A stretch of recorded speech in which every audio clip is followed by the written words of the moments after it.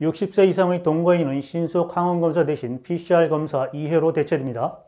확진자 1명은 10만원, 2명은 15만원으로 고정되었습니다.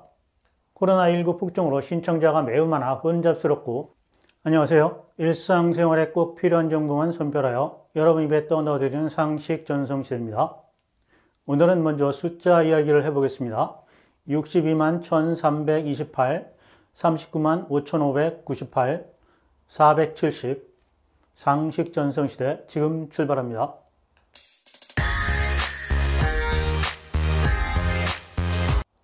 현재 지방자치단체의 예산과 업무 인력 부족으로 자금 융단을 발표하는 지역이 빠르게 증가하고 있습니다. 지금 신청해도 한 달 이상 기다려야 지급을 받을 수 있습니다. 무슨 일일까요? 62만 1328, 이거는 코로나19 1일 감염자 수가 최대치를 찍은 3월 16일자 감염자 숫자이고요.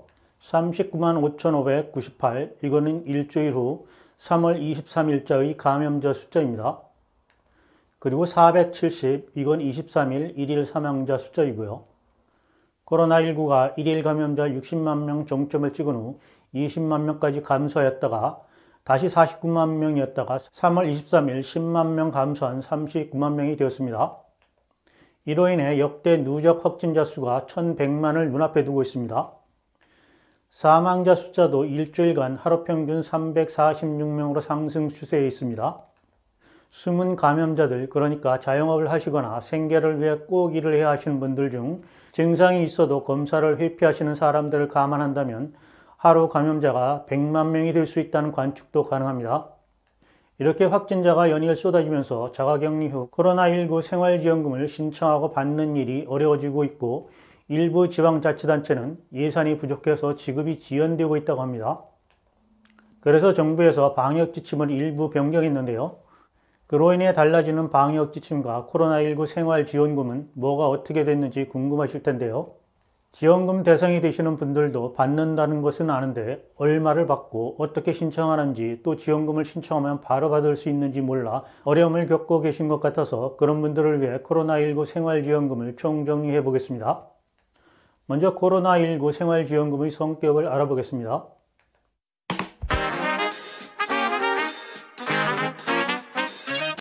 코로나19 생활지원금은 코로나19 바이러스에 감염되어 입원 및 격리 치료를 받게 된 사람들을 돕기 위해 만들어진 정책인데요.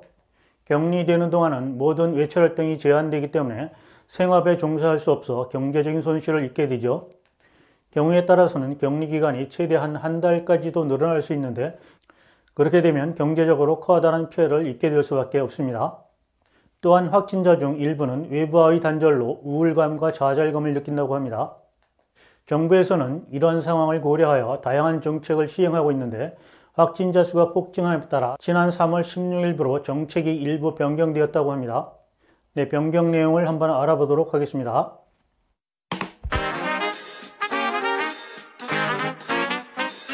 (3월 16일) 개정안을 기준으로 두 가지 지원금, 생활지원비와 유급휴가 비용이 변경되었습니다. 먼저 생활지원비는 정부에서 주는 피해보상이며, 이전에는 확진자 1명이 7일간 격리기간을 가졌다면 24만 4천 원을 보상했는데, 여기에 가구원 수와 격리 일수가 늘어나면 최대 150만 원 정도의 금액을 보상해 줬습니다. 현재는 가구원 수와 격리 일수 상관없이 확진자 1명은 10만 원, 2명은 15만 원으로 고정되었습니다. 유급휴가비는 사업주가 근로자에게 지급하는 것인데, 이 금액 역시 기존 1일 최대 7만 3천 원이었으나 현재는 4만 5천 원으로 변경되었습니다. 또한 유급휴가 비용의 경우 격리 일수를 5일까지만 적용하기 때문에 22만 5천 원을 받을 수 있게 되는 것입니다. 그런데 이 두 가지를 다 받느냐 하면 그것도 아니라는 겁니다. 둘 다 받을 수 있는 조건이라도 금액이 많은 하나만 선택해서 받아야 된다고 합니다. 그리고 격리가 되었다고 누구나 다 받는 것도 아닙니다. 네, 코로나19 생활지원금 대상을 한번 알아보도록 하겠습니다.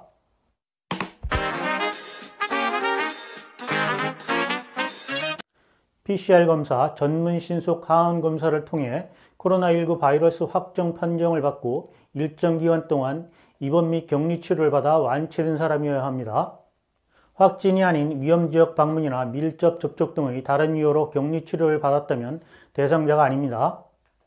정부의 방역 수칙을 위반하여 행정명령 이상의 처분을 받거나 지방자치단체의 예산이 전부 소진되어 지급 중단이 발생한 경우에도 받을 수 없게 되는데요. 과거에는 가구원 중 정부기관에서 근무하는 공직자나 유급휴가 비용을 받은 근로자가 있으면 제외 대상이었으나 현재는 본인에게만 적용되게 변경이 되어 개편 이후 유일한 장점이 되었습니다. 네, 다음은 신청 방법을 알아보도록 하겠습니다.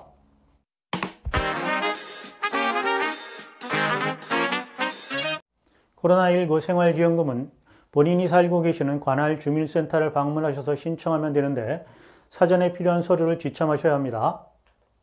네, 주민등록증, 본인의 통장사본, 격리해제 통지서, 생활지원비 신청서 등을 작성하여 제출하셔야 합니다. 코로나19 폭증으로 신청자가 매우 많아 혼잡스럽고 대기시간도 오래 걸린다고 하니 일찍 출발해서 신청하셔야 할 것 같습니다.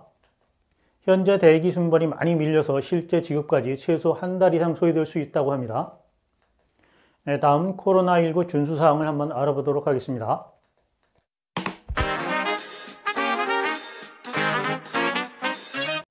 코로나19 바이러스 확진자들의 가족이나 동거인은 지난 3월 1일부터 자가격리를 하지 않는 수동감시 대상으로 변경되었습니다. 백신 접종 여부와 상관없이 10일간의 필수 권고사항만 준수하면 되는데요. 코로나19 확진자의 검체 채취는 3일 이내에 PCR 검사 2회 이상 해야 되고요. 격리 7일차에는 신속 항원 검사 1회를 시행해야 합니다. 60세 이상의 동거인은 신속 항원 검사 대신 PCR 검사 2회로 대체됩니다.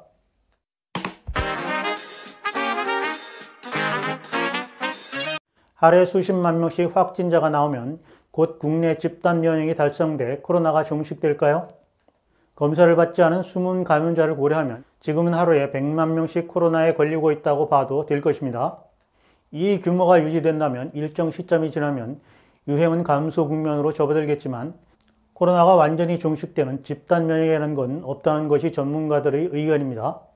확진자가 폭증하여 일시적으로 면역을 갖는 시기가 있을 수 있겠지만 시간이 지나면 면역력이 떨어져 집단 면역이 유지되지 않기 때문입니다. 네, 3차 백신 접종 이후 코로나19에 감염되었다가 회복해 슈퍼 항체를 가진 사람이 늘게 되면 코로나가 감기처럼 일상적인 질병이 될 수 있나요? 네, 항체가 오랫동안 계속 유지되는 것이 아니기 때문에 슈퍼 항체도 감염으로부터 100% 지켜주지 못한다고 합니다. 항체를 유지하기 위해서는 주기적으로 백신을 맞아야 할 수 있다고 합니다. 네, 이렇게 중증화율이 내려가는 걸 감염병의 일상화로 볼 수 있겠지만 슈퍼 항체를 가진 본인은 감염 위험이 낮더라도 다른 사람들은 여전히 위험하다는 것을 기억해야 합니다. 네, 오미크론의 유행은 정점이 언제쯤일까요? 네, 앞으로 일주일 이후 정점이 오고 감소할 수 있겠지만 변수가 많다고 합니다. 해외의 경우를 보면 오미크론이 유행 정점 이후 확진자가 감소세를 보이다가 스텔스 오미크론이 유행하면서 다시 증가하는 양상이 나타났다고 합니다. 네, 우리나라도 비슷하게 가고 있고 또 어떤 변화가 생길지 알 수 없는 상황입니다. 네, 이상으로 오늘은 폭증하고 있는 코로나19 바이러스 생활지원비 등을 알아봤습니다. 네, 제 영상이 도움이 되셨다면 구독과 좋아요, 알림 설정 부탁드립니다. 네, 저는 다음에 더 좋은 정보로 여러분을 찾아뵙겠습니다. 네, 오늘도 소중하고 행복한 시간 되시길 바랍니다. 감사합니다.